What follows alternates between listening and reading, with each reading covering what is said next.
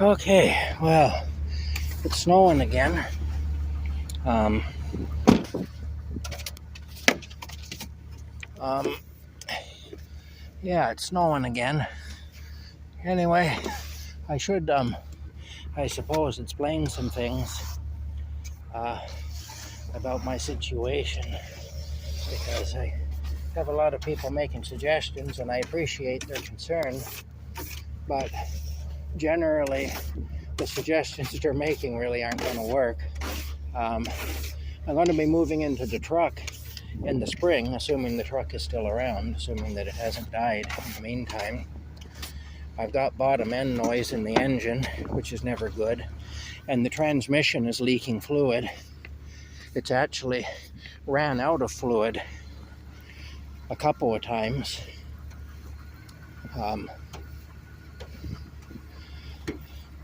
It'll drop into neutral and it won't shift. I'm checking the fluid a lot now because it did it again recently, dropped into neutral and wouldn't shift, and it turns out it was out of fluid. When I first bought the truck, it had no oil in it.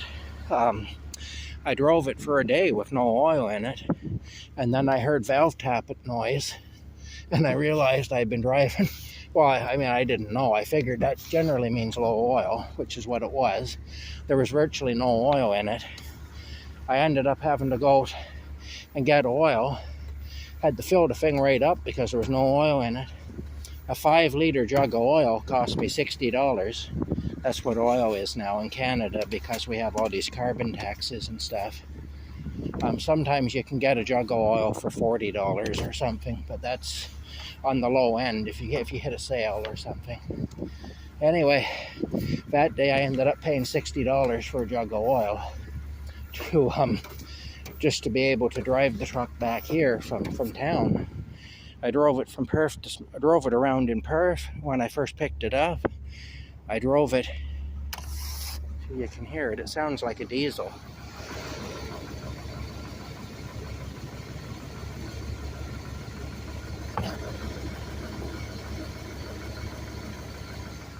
It does. It sounds like a diesel, but it isn't a diesel. Anyway, so the transmission and the engine are both leaking oil anyway. So there's that. But I am going to have to move into it in the spring because I have to leave here. I can't stay here anymore. There's a family member here who's quite irate that I'm here in the first place, and he's really irate that I'm still here. You know, things will get ugly eventually. He's been advised by a lawyer in town that I'm going to declare squatters' rights and steal the land that I'm camped on, which I have no intention of doing that. And even if I did want to do it, I couldn't. But this lawyer has convinced them that I can. And so there's that. Anyway, and why I say I couldn't do that is because there is no such thing as squatters' rights in Canada anymore. That's been done away with. But you can really hear it. You'd think it was a diesel truck. Anyway, there's all that.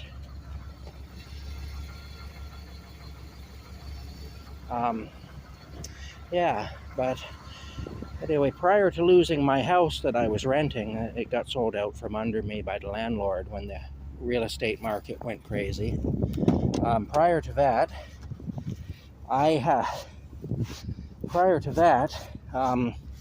losing that, the house wasn't insulated.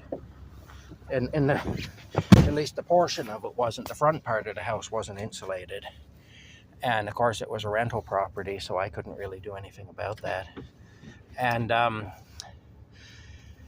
I couldn't keep oil in the tank. It cost $1,000 for a tank of oil at that time. It'd be even more now because everything has gone up and they put more carbon tax on everything on top of it. They're increasing the carbon tax every year. The government is, because they say that we have to be made to suffer so we'll understand about how we're wrecking the planet and all that. Anyway, it was $1,000 for a tank of oil, and that was lasting about 4 to 5 weeks. Well, I didn't have $1,000 a month, and that was keeping it on a low setting. That was keeping the thermostat at around 12 degrees Celsius. just warm enough that the pipes wouldn't freeze up. I was in there freezing my ass off all winter, cold. Anyway, by the time I lost the house, I had accrued $15,000 in credit debt from buying oil when I didn't have the money to buy oil.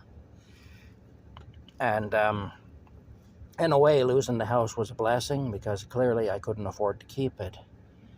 But anyway, that was the thing. Of course, not driving, I was able, and working like I've been doing odd jobs and stuff, I was able to save $5,000, and I was able to pay $5,000 of the $15,000 debt down. And then I bought the truck.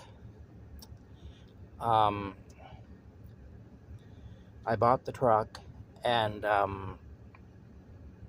the truck cost $3,800.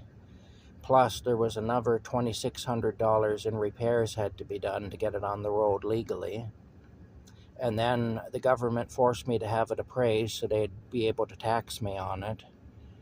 And that was another $100. And then there was the tax to pay and the licensing fees and all that. Anyway, all told, 4850. Yeah, I had about $7,000 to $8,000 into it before I had plates on it.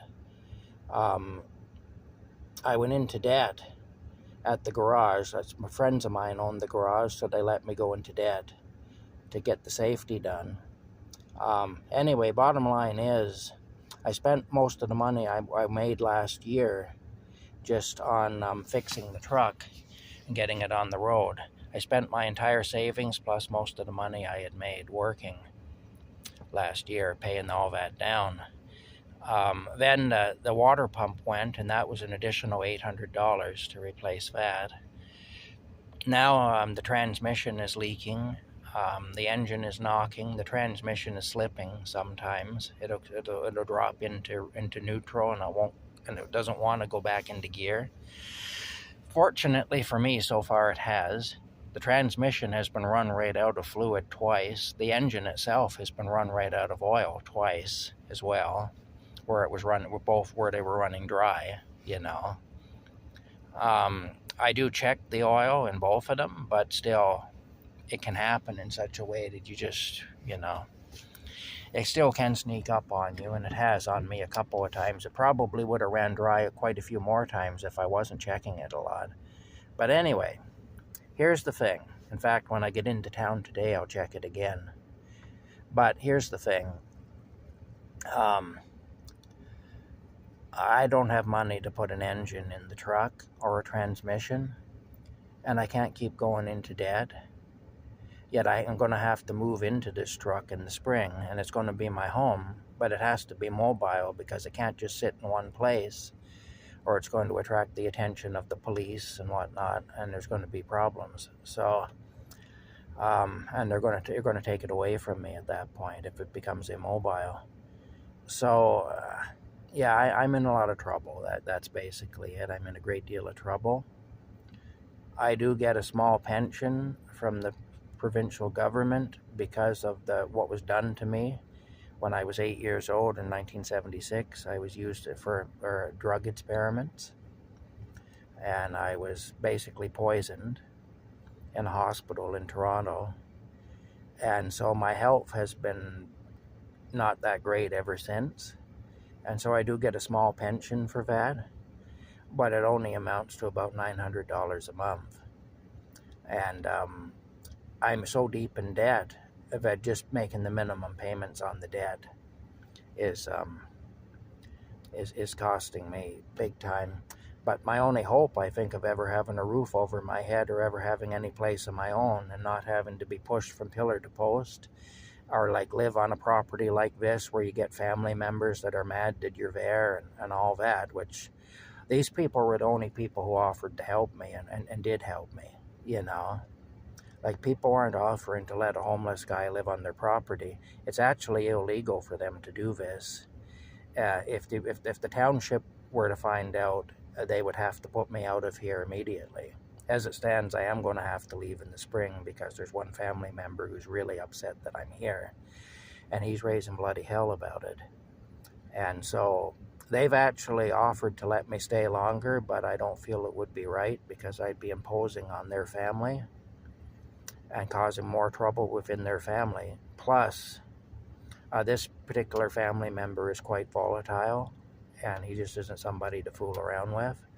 And I know I can't beat him in a fist fight, and I don't want it to come to that, because I also will not take a beating if I can help it, which means I'd end up picking up a weapon, and then the stakes get raised quite a bit, you know.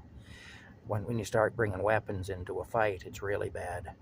And I don't want to be in a position where I have to decide either I'm going to pick up a weapon to defend myself, or I'm going to allow another man to beat me. And at some point, he is going to physically come after me because he's really upset. Like he's hopping mad. And anyway, and he is volatile. And I mean, I know he's volatile because I've seen it. And I've heard that from others who know him as well, that he's quite volatile. So I'm amazed that he hasn't come after me yet. But the bottom line is, I can't stay here. It's going to end badly if I do.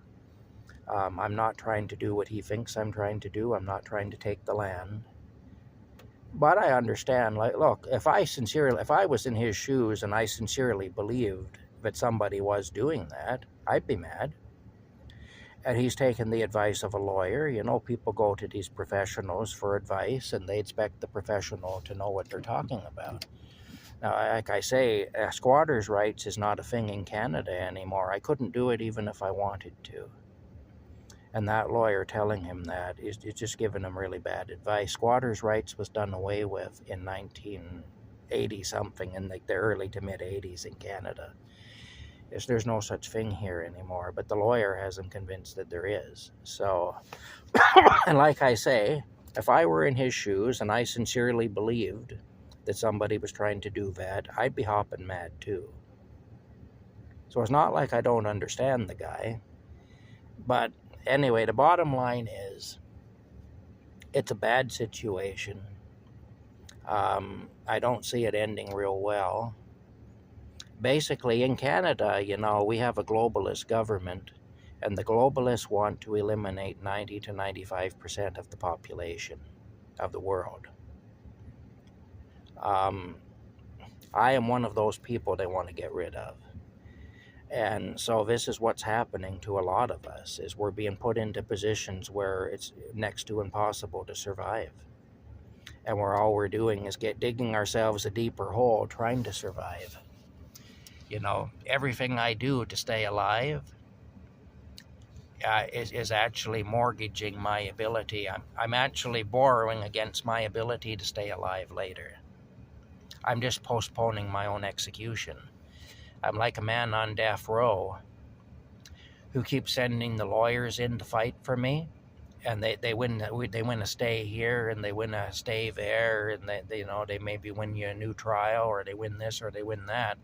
And so instead of being executed this year, maybe you'll be executed in 5 years or 10 years, because you can keep putting it off up to a certain point.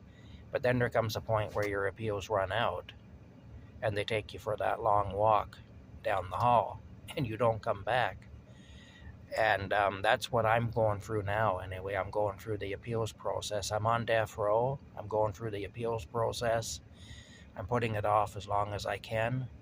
But I know at some point I'm going to have to sit in that chair. And they're going to wire me up, and they're going to light me up. And there's no damn thing I can do about it ultimately. But I'm going to fight until that happens. I'm not going to go voluntarily. And this is what's happening in Canada. And it isn't just me. This isn't me feeling sorry for myself. That's not what this is. I understand that life is hard, shit happens, the government is corrupt, we're living in a fallen world. You know, this is Lucifer's domain for the time being, at least, until Jesus comes back. It is. I understand all that, and I don't expect great things from a world that's fallen. And I understand that I could have managed my affairs better in some respects.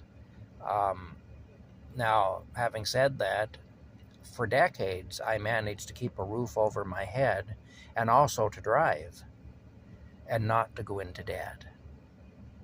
So something has changed, and I haven't changed. I'm the same as I was back then. So it isn't that I've suddenly become an irresponsible person or anything. It's just that right now we've got the entire infrastructure conspiring against us. And that's quite a thing. When you've got the whole damn infrastructure conspiring against you, you've got major problems.